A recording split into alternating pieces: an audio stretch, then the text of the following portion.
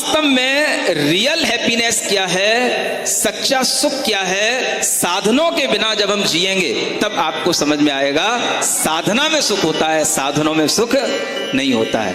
ये अनुभव कराने के लिए इस अरहम स्वात्म साधना शिविर है और यही जैन तीर्थंकरों ने सिखाया है। सुख साधनों में नहीं है, साधना में है। जिसको साधना करनी हो, साधन छोड़ने हो, उसके लिए ये इनविटेशन है। वह देश विदेश का कोई भी व्यक्ति हो सकता है। अगर आप अपने पुण्य से सुखी हो, स्वस्थ हो, तो वेलकम है।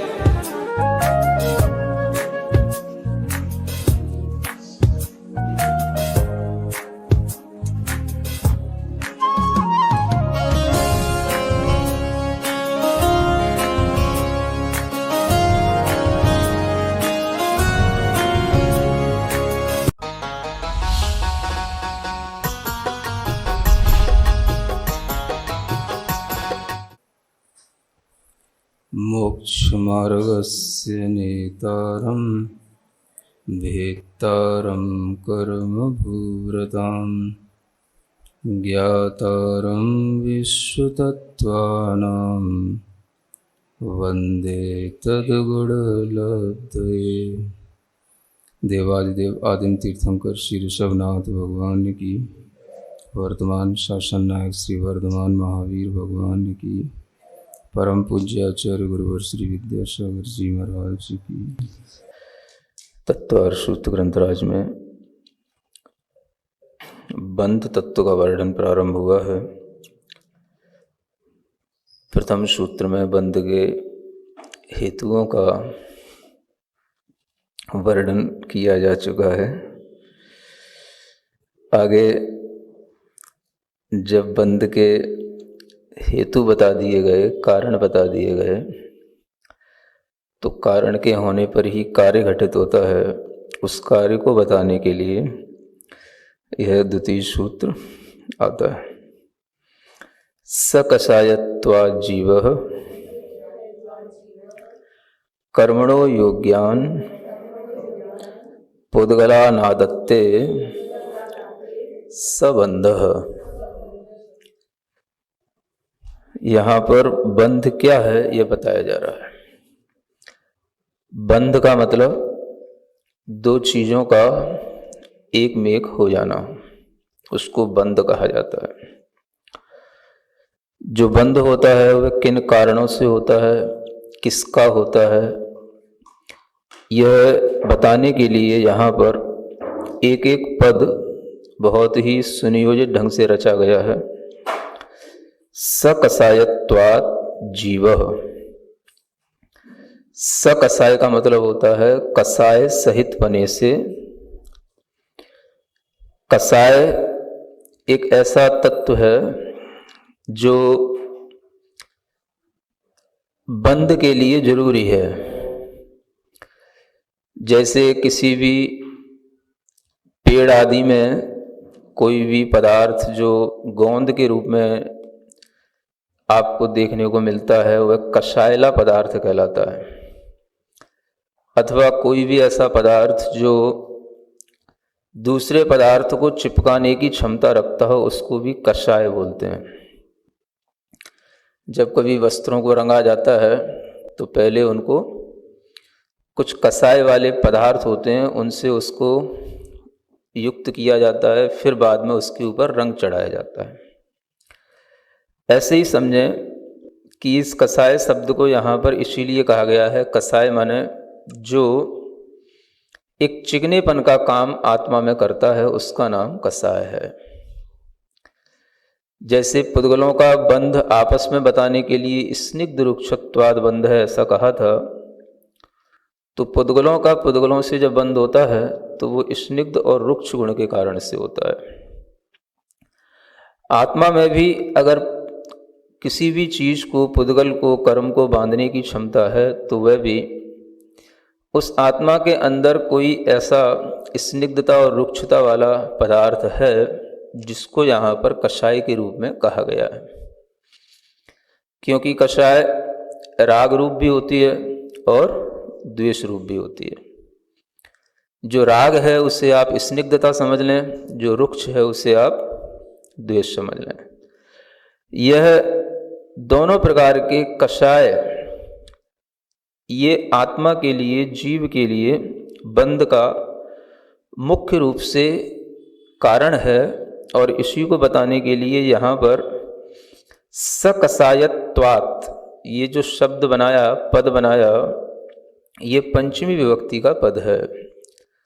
पंचमी विभक्ति हेतु अर्थ में होती है, यानी जब हमें किसी चीज़ के लिए कारण बताना होता है, हेतु बताना होता है, तो हम उस समय पर पंचमी विभक्ति का प्रयोग करते हैं।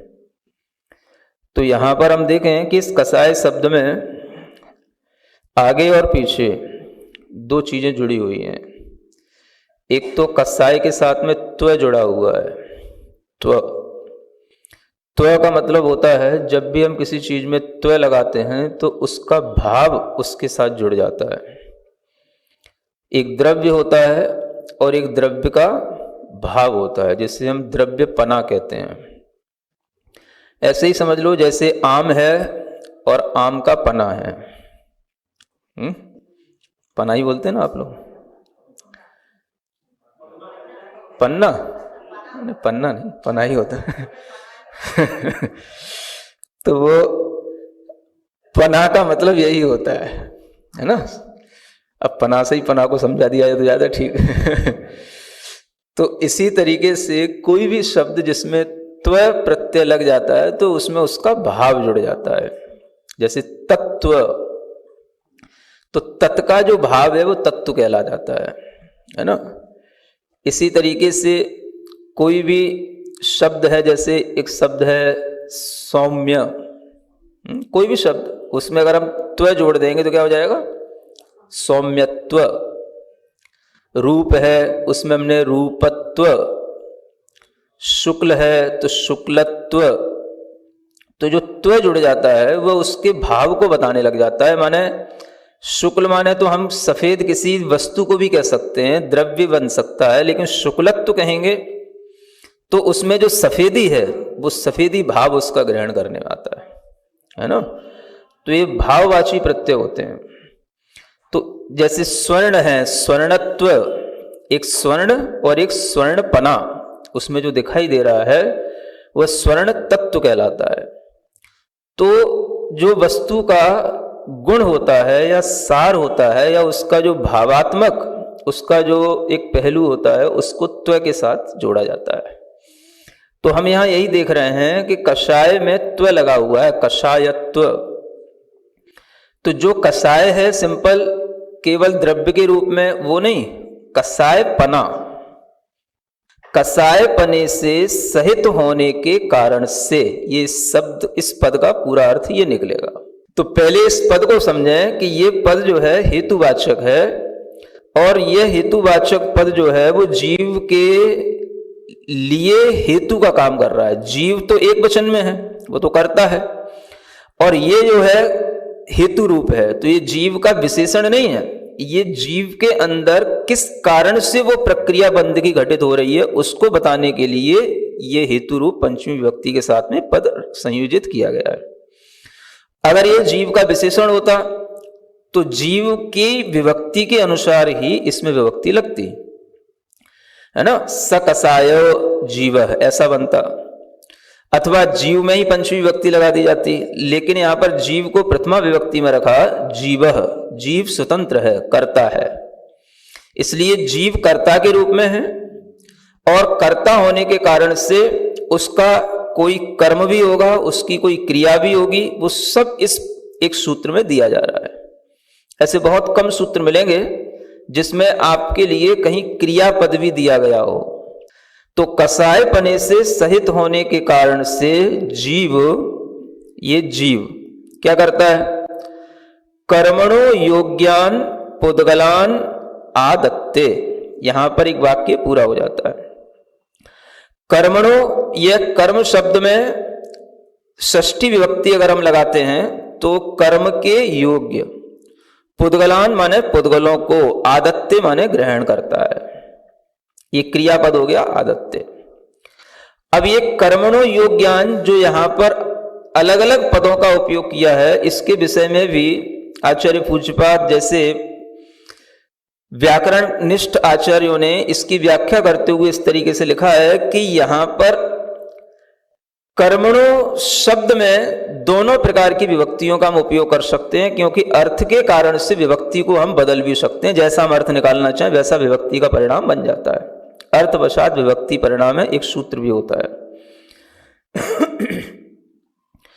तो कर्म के योग्य एक तो अर्थ इसका ये निकलता है, वो अर्थ तब निकलता है जब कर्मणः इसको हम षष्ठी विभक्ति का एक वचन बनाते हैं तो कर्मणः योग्यान ऐसा बन जाता है।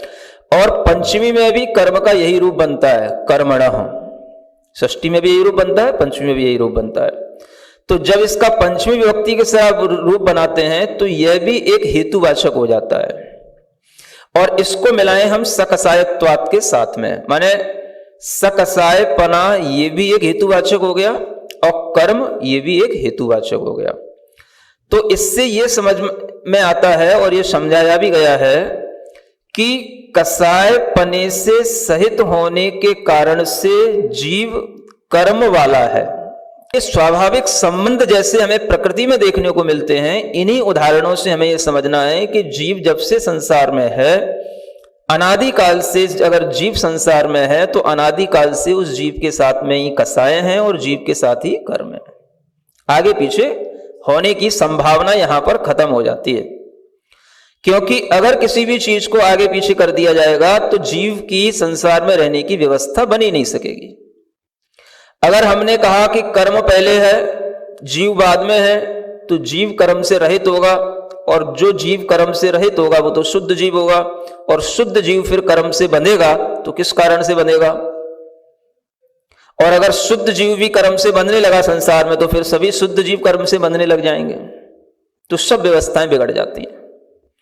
इसलिए अनादिकालीन व्यवस्था में जीव और कर्म का जो अनादिकालीन संबंध है ये बिल्कुल सही ढंग से घटित होता है, और उसी को बताने के लिए यहां पर यह कहा जा रहा है। सबसे बड़ी चीज है कसाय पने से सहित होना, और उसी के कारण से यह जीव कर्म से सहित है। इसलिए जब तक यह जीव कसाय से सहित रहेगा तब तक कर्म से सहित रहेगा, और कर्म ही इस जीव के लिए बनता रहेगा जब तक कि इसके अंदर कषाय का भाव रहेगा, कषाय करने की प्रवृत्ति रहेगी। तो ये सकसायपना जीव के साथ में अनादिकाल से जुड़ा हुआ होने के कारण से बंध का ये हेतु बन जाता है। यानी बंध कभी आदि रूप नहीं है, अनादि रूप है, इससे ये घटित होता है। प्रति समय कर्म का बंध होता है, और जितना कर्म का बंध होता है वह कर्म के बंध को समय प्रबद्ध एक संज्ञा दी जाती है शास्त्रों में, जीव कांड आदि में, कर्म कांड वगैरह में, कि जो प्रति समय हमारी आत्मा में कर्म का बंध हो रहा है उसको बोलते हैं समय प्रबद्ध। क्या बोलते हैं? हाँ, इतना समय प्रबद्ध प्रमाण हमारी आत्मा में कर्म बंध हो रहा है, और वो कितना होता है? तो वो भी अनंत रूप होता है, और उस अनंत की भी संख्या सिद्धों का अनंतवा भाग और अभव्यों से अनंत गुणा। इतना कर्म का बंध हमेशा आत्मा में होगा, और इतना ही कर्म का उदय, पिछले कर्म का उदय भी आत्मा से निकल करके उसके जो निषेक है वो झड़ जाते हैं। जो उदय रूप होकर के कर्म झड़ता है उसको निषेक बोलते हैं, उतने निषेक झड़ जाते हैं। लेकिन फिर भी आत्मा के अंदर वह कर्म जो सत्ता में पड़ा है वो 1.5 गुण हानि प्रमाण सत्ता में हमेशा पड़ा रहता है। तो यह जो कर्म की बंध की प्रक्रिया है ये सारी की सारी घटित हो रही है इस कसाय के कारण से, सकसायत्वात्। अब वो एक शास्त्रीय संज्ञा है 1.5 गुणा हानि। अब गुण हानि एक संज्ञा है, उसको फिर कभी समझाया जाएगा। तो उसमें मतलब यह समझ के रखो कि जितना हम सत्ता में पड़ा हुआ है और जितना कर्म का उदय आ रहा है, बंध रहा है, वो तो सब ऊपर ऊपर का हो रहा है। अंदर जो सत्ता में इतना कर्म हमेशा पड़ा रहता है, उसका प्रमाण है वो 1.5 गुण हानि प्रमाण। तो इतना यह कर्म का बंध, उदय और सत्व, ये 3 जो दशाएं होती हैं इनको हमेशा ध्यान में रखना है। कौन कौन सी? बंध जो कर्म का प्रति समय होता है उसको बोलते हैं बंध। उदय जो हमारे पूर्व कर्म का उदय प्रति समय चल रहा है वो कहलाता है उदय। और सत्व जो हमेशा सत्ता में पड़ा रहता है, स्टोर जिसका बना रहता है वो कहलाता है सत्व। तो ऐसी कर्म की 3 दशाएं हैं। उन तीनों दशाओं में भी कारणभूत जो बात है वो यहां पर ये कषाय भाव ही बताया जा रहा है। सकषायत्वात्, जैसी कषाय होगी वैसा ही कर्म का बंध होगा। अब इस त्व से हम ये भी समझते हैं, त्व माने क्या हो गया? भाव, यानी कषाय पने का भाव, कषाय पना या कषाय का भाव।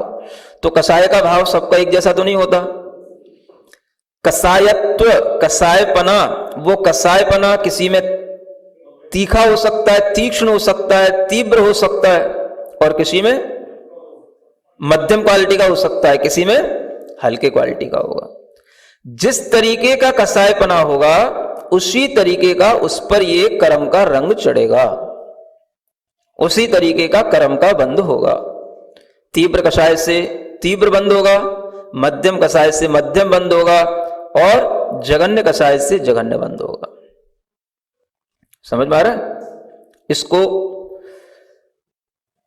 समयसार जी ग्रंथ में भी एक गाथा के माध्यम से समझाया गया है। एक अच्छी गाथा है और अच्छा उदाहरण है, सुनने लायक है। जह पुरुषेणाहारो गहिदो पर्णमदिसु अणेय विहम मनसवसारुहिरादि भावे उदरग्नि संयुक्तो। क्या कहते हैं? जैसे, उदाहरण इसी के लिए दिया जा रहा है, जह पुरुषेणाहारो, जैसे किसी पुरुष ने आहार किया, भोजन किया, और वह परिणमन कर जाता है भोजन उसका, किस रूप में? मंस वसा रुधिर आदि, मांस वसा रुधिर आदि के रूप में परिणमन कर जाता है। किससे? भावे उदरग्नि संजितो, जैसी उदराग्नि है उस उदराग्नि के अनुरूप ही उसका भोजन किया हुआ सारे के सारे सप्त धातुओं के रूप में परिवर्तित हो जाता है। तो उदराग्नि क्या हो गई? ये मुख्य उसका हेतु हो गया। भोजन से परिणमन नहीं हो रहा है, परिणमन किससे हो रहा है? उदराग्नि से। जैसी उदराग्नि होगी वह उस भोजन को उसी रूप में परिणमन करता रहेगा। तो उदराग्नि की तरह ही यहां पर कषाय भाव है। जीव शब्द को लिया तो जीव भी इसलिए लिया कि जीव अगर देखा जाए तो संसारी जीव को ही जीव कहा जाता है। एक तरीके से देखो तो ये एक परिभाषा के अनुसार। कौन सी परिभाषा? आपने कहीं भी जीव की परिभाषा पढ़ी होगी, हमेशा ही लिखा मिलेगा जीवति जीविष्यति अजीजीवत इति वा जीव, यानी जो जिएगा, जीता था, जीता है, उसका नाम जीव है। समझ आ रहा है? अब वो जीता था, जीता है, जीता रहेगा, कौन सा जीव है? वो संसारी जीव है, जो इस तरीके से जीता था। कैसे? जैसे पहले जीता आया है कर्मों के कारण से, अपने प्राणों के कारण से। तो जो 10 प्राण हैं उन प्राणों के कारण से जो जी रहा है, या 4 प्राण है उन प्राणों के कारण से जो जीता आया है, जीता है और जीता रहेगा, वो क्या है? जीव है। तो ये जीव कौन सा है? ये संसारी जीव है। जीव वस्तुतः देखा जाए तो संसारी के लिए ही ये, उसकी जो व्युत्पत्ति परक जो व्याख्या बनती है वो संसारी जीव के लिए बनती है। सिद्ध जीव तो वो तो अब जीवन मुक्त हो गए, वो तो एक आत्मा के रूप में है। जीव जो वास्तव में प्राणों से जीता था, जैसा उसके प्राण रहते थे 4 प्राणों से, वो प्राणों से तो वो रहित हो गए। तो उस दिशा में अगर हम देखें तो यहां पर जीव शब्द जो है वो संसारी जीव के लिए प्रयुक्त होता है। और संसारी जीव ही कसाय से सहित होता है, संसारी जीव ही कर्म से सहित होता है। इसलिए संसारी जीव को ही कर्म का बंध होता है, मुक्त जीवों को कर्म का बंध नहीं होता है। तो जो 4 प्राणों से, कौन से 4 प्राण? हाँ, वही 4 प्राण द्रव्य संग्रह वाले इंद्रिय बल वायु आण प्राणो, या है ना? इंद्रिय प्राण, बल प्राण, आयु प्राण और आन प्राण माने श्वासोच्छ्वास प्राण। इन 4 प्राणों से जो जीता था, पहले भी जीता रहा। ये 4 प्राण तो जीव के पास हमेशा रहे, कभी इनकी कमी हुई नहीं, और आप भी जी रहा है और आगे भी जब तक जीता रहेगा तभी तक के लिए यह जीव है। तो जीव शब्द से यहां पर जो इन 4 प्राणों से जी रहा है उसको जीव कहा गया है। इसलिए जो संसारी जीव है उसी में कर्म का बंध होगा। क्योंकि वही कसाय से सहित होगा। अन्यथा यहां पर अगर हम जीव शब्द से उन मुक्त जीवों को ले लिए तो फिर मुक्त जीवों के लिए भी कर्म के बंद होने का प्रसंग आ जाएगा, लेकिन वो इसलिए नहीं होता क्योंकि वो कभी कसाय पने के भाव से सहित नहीं होते। इसलिए यहां पर जीव शब्द फोकस कर रहा है केवल संसारी जीव के लिए। तो यहां यह बताया जा रहा है कि पुद्गल तो दुनिया में बहुत सारे हैं, यानी पुद्गलों का जो समूह है वह वर्गणा कहलाता है, और वो वर्गणाएं अलग अलग तरीके की होती हैं। 23 प्रकार की वर्गणाएं जो भगवान के ही ज्ञान में प्रत्यक्ष होती हैं, हमारे लिए ज्ञान में नहीं दिख सकती हैं, लेकिन उन वर्गणाओं में से केवल जो कर्म के योग्य वर्गणा है उनको ग्रहण करना है। सभी 23 प्रकार की वर्गणाएं हमारे लिए काम में नहीं आएंगी। कर्म बंध के लिए, कर्म बंध के लिए जो कर्म के योग्य वर्गणाएं हैं वो ग्रहण करने में आएंगी। और ऐसी कर्म के योग्य वर्गणाएं माने पुद्गलों का समूह स्कंद के रूप में वह कर्म के ही योग्य है। वो तो कर्म के ही योग्य होने के कारण से वो कर्म रूप में ही बंधता है, और जब हमसे निर्जरित हो जाता है तो भी वो कर्म रूप में ही पुनः बंधने की योग्यता रखने के साथ में निर्जरित हो जाता है। वो रहेगा तो कर्म रूप में ही रहेगा। और ऐसी पुद्गल की वर्गणाएं पूरे लोक के अंदर, चाहे वो अधोलोक हो, चाहे ऊर्ध्वलोक हो, चाहे मध्यलोक हो, चाहे कोई भी उसका कॉर्नर हो लोक का, कोई भी पॉइंट हो लोक के अंदर, पूरे लोक में ये वर्गणाएं ठसाठस भरी हुई हैं।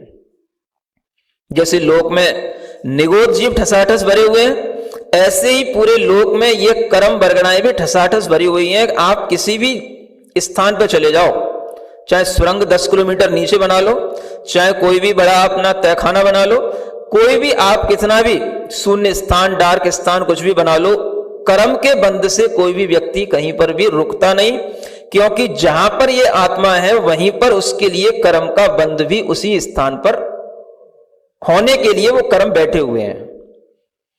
आत्मा के ही प्रदेशों पर कर्म बैठे रहते हैं, जो आगे के सूत्र में अभी बताया जाएगा जब प्रदेश बंध का वर्णन आएगा। तो आचार्य कहते हैं कि हमें वो पुद्गलों को यहां पर लेना जो कर्म के योग्य हो। अन्यथा आहार बड़ग्रह वाले पुद्गल अलग हैं, शरीर को बनाने वाले पुद्गल अलग हैं, मन वाले पुद्गल अलग हैं, उनको नहीं लेना। कौन से पुद्गलों को लेना? जो केवल कर्म के योग्य हैं। कसाय पने के साथ में जीव जब कर्म के योग्य पुद्गलों को आदत्य माने ग्रहण करता है, क्या करता है? ग्रहण करता है। अब ये क्रियापद यहां पर ये बता रहा है कि जो हमारा ये कार्य हो रहा है वो पिछला जो सूत्र था बंध के हेतु, और बंध के हेतु से होने वाला जो कार्य है वो ये कार्य है। अब आप कहोगे कि इस ऊपर वाले सूत्र में और इस सूत्र में अंतर क्या हो रहा है? ऊपर भी यही कहा था, मिथ्या दर्शन से कर्म का बंध होता है, ये बंध के हेतु हैं। अविरति से भी, प्रमाद से भी, ये भी कर्म बंध के हेतु हैं। और यहां पर जो है केवल कसाय को फोकस किया जा रहा है। तो वहां पर मिथ्या दर्शन भी था, अविरति भी थी, प्रमाद भी था, सब था, और यहां केवल कसाय किया जा रहा है। तो समझने के लिए यह है, एक तो भाव इसमें यह है कि जो हमारे अंदर पूर्व में बंधा हुआ कर्म है, वो पूर्व में बंधा हुआ कर्म मिथ्या दर्शन, अविरति, प्रमाद इन हेतुओं से बंधा हुआ है। ये पूर्व में बंधा हुआ कर्म है। और जब भी हम कभी नया कर्म बंद करेंगे तो उसके लिए कारण होना चाहिए ये कसाय सहितपना। अन्य जो भी हेतु होंगे वो उसके लिए सामान्य हेतु कहलाएंगे। माने मिथ्या दर्शन भी पड़ा रहेगा तो मिथ्या दर्शन एक सामान्य कारण है। अगर बंध विशेष रूप से होगा, उस बंध में कितना स्थिति पड़ रही है, कितना अनुभाग पड़ रहा है, ये डिपेंड करेगा इसी कसाय के ऊपर। तो कसाय से सहित आत्मा कर्म का बंध करता है उन पूर्वोक्त हेतुओं के सन्निधान होने पर। यानी पहले के हेतु भी उसके लिए सहायक बनेंगे, लेकिन नए कर्म का बंध करने के लिए मुख्य जो कारण है, जो उसका मेन फैक्टर है, वो ये कसाय है, और बाकी वो सब सामान्य है। अथवा जो पूर्व में बंधे हुए कर्म हैं वो उस बंध के हेतु के रूप में है, और यहां जो बंध हो रहा है ये नए बंध के बारे में बताया जा रहा है। ये भी हम इन दोनों सूत्रों में अंतर डाल सकते हैं। क्या समझ आया? एक तो पहले के सूत्र में जो बताए गए 5 हेतु है वो सब क्या है? पूर्व बंध है, पूर्वबद्ध है, ये सब बंधा हुआ है। ये सब पहले से स्टोर में पड़ा हुआ है, आत्मा के अंदर सब कुछ पहले से रखा हुआ है। ये पूर्वबद्ध, ये पांचों प्रकार के कारण पूर्व से बंधे हुए हैं। नया जब भी बंद होगा तो नए बंध में कारण मुख्य क्या है, तो ये दूसरे सूत्र में बताया जा रहा है। कसाय से नया बंध, जैसी कसाय होगी वैसा होगा, ये नए बंध के लिए है। तो पूर्व में बद्ध कर्म और ये नया बंधने वाला कर्म, इन दोनों में भी अंतर डालने के लिए ये सूत्र अलग अलग हैं। और इसको हम इस रूप में भी समझ सकते हैं कि जैसे जो पूर्व में बंधा हुआ जो है, तो वो तो हमारे लिए एक तरीके से द्रव्य हो गया। जैसे मिथ्या दर्शन है, मिथ्यात्व, अविरति, प्रमाद, ये सब क्या है, ये सब कसाय रूपी जो हमारे अंदर द्रव्य पहले से पड़ा हुआ है, ये कहलाया द्रव्य कर्म। ये क्या कहलाया, द्रव्य कर्म। अब इसी द्रव्य कर्म का उदय हो, जितनी इंटेंसिटी के साथ होगा, उस द्रव्य कर्म के उदय में वो भाव होगा, तो उसको कहेंगे हम भाव कर्म। और फिर उस भाव कर्म के अनुसार फिर जो बंध होगा वो कहलाएगा हमारा ये भाव बंध। तो हम ये भी कह सकते हैं कि पहला सूत्र तो द्रव्य बंध को बताने के लिए है कि जिसमें हमारे अंदर किन हेतुओं से ये द्रव्य बंध पड़ा हुआ है, वो द्रव्य बंध हो गया। और दूसरे सूत्र में बताया जा रहा है कि जो भाव बंध होगा, नया जो बंध होगा, वो आपको केवल इस कसाय के कारण से होगा। आखिर इन दोनों सूत्रों में अंतर तो समझना पड़ेगा। ऊपर भी कसाय आई थी, यहां पर भी कसाय है।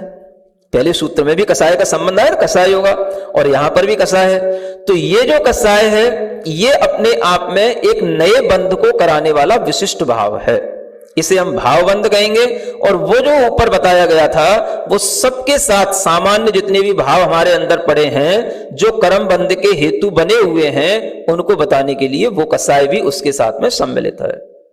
ये इन दोनों में अंतर समझना, बहुत से लोग इस अंतर को नहीं समझने के कारण से बहुत ज्यादा कंफ्यूज भी होते हैं कि बंध के हेतु में और बंध में अंतर क्या रहा। कसाय वहां पर भी कही गई थी, कसाय यहां पर भी कह रहे हैं, अंतर क्या रहा। तो ये अंतर एक बार आपको समझ में आ जाएगा अगर आप समझेंगे तो। आ गया, समझा भी देंगे दूसरों को नहीं? हाँ, दूसरों को समझाना पड़ेगा क्योंकि इस तरीके की शंका रखने वाले भी लोग मिलते हैं, है ना। तो ये जो बंध का हेतु और बंध, बंध का कारण और बंध का कार्य, ये जो कार्य है वो कार्य यहां बताया जा रहा है, और बंध के लिए जो कारण है वो कारण वहां बताए गए। तो इस तरीके से दो तीन जो विधाएं हैं आपको सिखाने की, ये दो तीन तरीके से आपको सिखा दिया, आप किसी भी तरीके से इसको समझ सकते हैं। तो बंध के कारणों के होने पर जब कसायवान जीव कर्म के योग्य पुद्गलों को ग्रहण करेगा, तो उसके लिए वह फिर से बंद होगा। ये दोनों सूत्रों का मिला जुला एक अर्थ हो जाता है, ठीक है ना। अब यहां पर देखो, पुद्गलों को आगत्य माने ग्रहण करता है सबंध, स माने वह ही बंध है, अन्य किसी का नाम बंध नहीं है। मतलब जब उसने पुद्गलों को ग्रहण कर लिया, कर्म को ग्रहण कर लिया, तो जो कर्म का ग्रहण किया वही उसके लिए बंध हो गया, और किसी चीज को बंध नहीं कहा जाएगा, केवल बस कर्म को ग्रहण करने का नाम बंध है। अब ये जो बंध है, इस बंध को भी हम कई तरीके से देख सकते हैं। एक तो वह बंध भाव रूप में होता है। भाव कैसा? बंधनम बंध है, यानी जो बंधन हो गया उसका नाम बंध हो गया। इसी बंध को हम कर्ता बना सकते हैं। एक तो भाव बना लिया हमने, भाव क्या हो गया?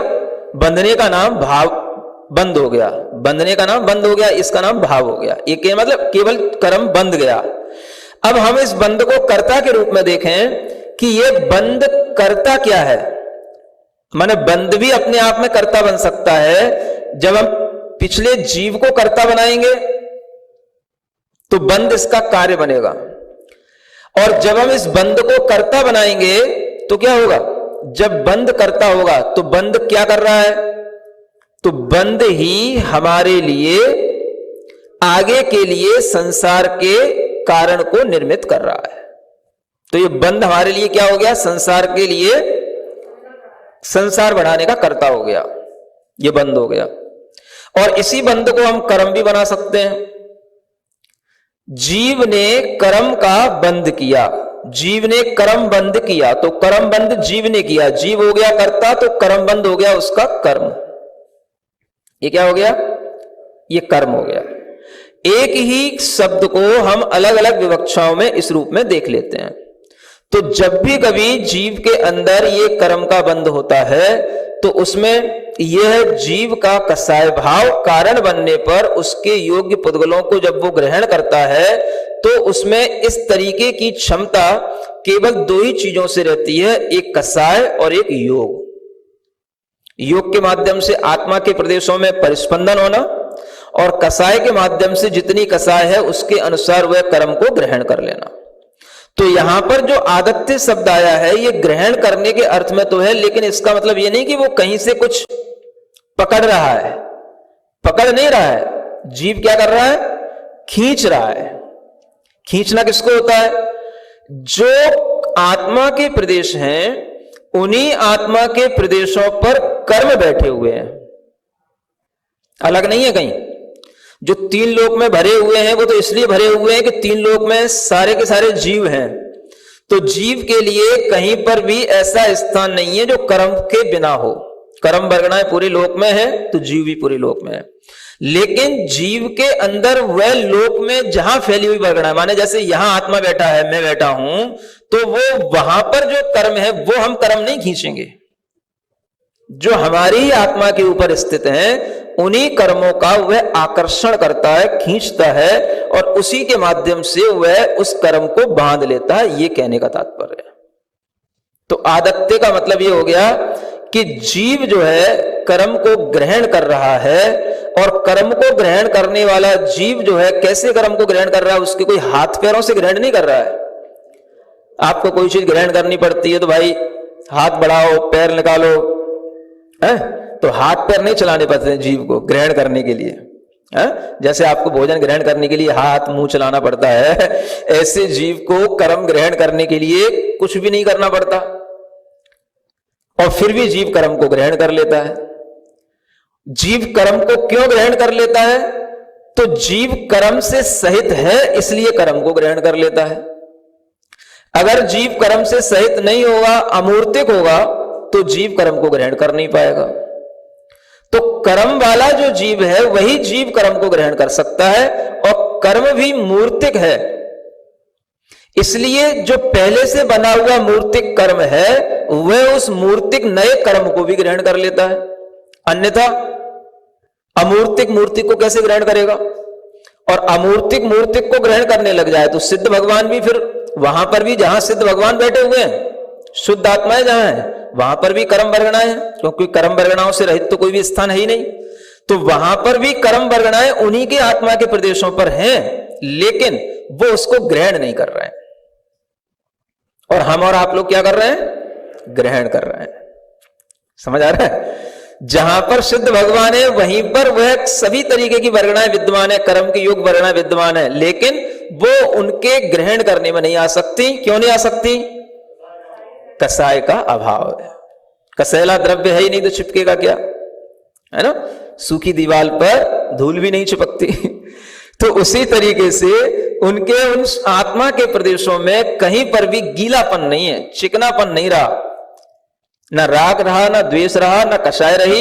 इसलिए उनकी उस पूरी आत्मा की पूरी भित्ति पर कहीं पर भी कर्म स्थित रहेगा, लेकिन वह उसको ग्रहण नहीं कर रहे हैं। सोचो कितनी बड़ी बात है। और यहां पर आत्मा के अंदर वह कषाय के कारण से अपने आप ग्रहण होता रहता है। हम नहीं भी करें, आप बिल्कुल सो भी जाओ, मूर्छित भी हो जाओ, तो भी कसाय अपना काम करती रहेगी। वो चल रहा है, वो सिस्टम में एक बार जो चीज आ गई तो वो चलती रहेगी। जैसे उधर में एक बार भोजन पहुंच गया तो सिस्टम में गया, अब वो अपना काम करता रहेगा। ऐसे ही यह सब सिस्टम बना हुआ है। जैसे ही यह कसाय का भाव आया इस जीव के अंदर, वह कर्म ही कर्म को खींच लेता है। तो कई लोग इस कर्म को मानते नहीं है, कई लोग कर्म को भी अमूर्त मानते हैं। तो उनके लिए यहां कहा जा रहा है कि कर्म अमूर्त नहीं है, कर्म पुद्गल के योग्य है, पुद्गल है। और कर्म अगर अमूर्त हो गया तो फिर अमूर्त से मूर्त का बंधन कैसे होगा? अमूर्त जो है वो कभी भी अमूर्त के साथ ही कभी कोई बंध को प्राप्त नहीं हो सकता, क्योंकि अमूर्त तो आकाश है। जैसे आकाश है, आकाश अमूर्त है, उस अमूर्त आकाश में किसी भी तरीके का कोई बंधन नहीं है। बंधन कहां है? मूर्त में मूर्त के साथ होते हैं। नहीं समझ आ रहा है? किसका किसके साथ बंधन है? कोई भी बंधन है मूर्त का मूर्त के साथ ही है ना। शरीर भी मूर्त है, ये पुद्गल भी मूर्त है। कोई भी चीजें आप एक दूसरे को बाइंड अप करते हैं तो वो भी सब मूर्त ही होती हैं। मूर्त का ही मूर्त के साथ बंध होता है, अमूर्त का तो बंध होता नहीं। तो कर्म को हम कभी अमूर्त नहीं कर सकते हैं। दुनिया में एक दर्शन है वैशेषिक दर्शन, वो क्या कहता है कि कर्म जो है एक अदृष्ट गुण के साथ में रहता है और उसके कारण से वो अमूर्त रहता है। लेकिन जैनाचार्य कहते हैं कि कर्म अमूर्त अगर हो जाएगा तो उस अमूर्त कर्म का बंद करना कभी संभव ही नहीं होगा। तो कर्म आत्मा का गुण माना जाता है। वैशेषिक के यहां पर क्या मानते हैं? आत्मा का गुण है। और जैनाचार्य कहते हैं अगर कर्म आत्मा का गुण हो गया तो फिर आत्मा कभी कर्म से रहित नहीं हो सकती, क्योंकि द्रव्य कभी भी गुणों से रहित नहीं होता है। तो कर्म आत्मा का गुण नहीं है, कर्म आत्मा से जुड़ा हुआ एक अलग पृथक द्रव्य है, पृथक पदार्थ है। और उस कर्म द्रव्य के कारण से यह कर्म का बंध निरंतर चलता रहता है। इसलिए ये भीतर से आपके ज्ञान में विभाजन की रेखा आ जानी चाहिए। एक तरफ जीवात्मा के प्रदेश, दूसरी तरफ उसी जीवात्मा में भरे हुए कर्म के ये 5 प्रकार के बंध के हेतु, और उसी में यह कसाय के भाव से नया आने वाला कर्म का बंध। और इन सब के कारण से यह पूरा का पूरा फिर ये 9 कर्म और ये सारा संसार, ये सब फिर उससे शुरू हो जाता है।